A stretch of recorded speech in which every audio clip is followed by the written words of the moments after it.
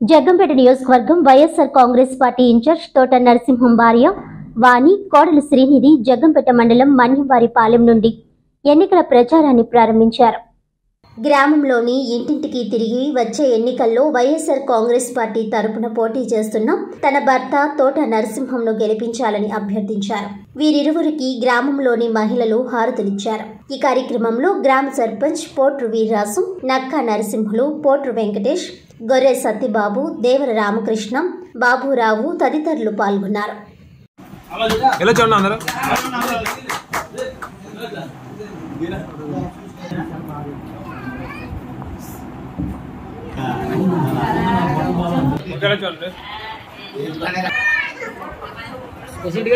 ఫోటోలో ఫ్యాన్ ఆడుతుంది.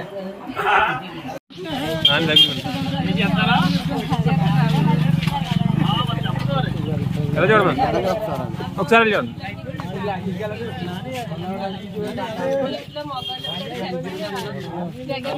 సరిపోతుంది అంతే.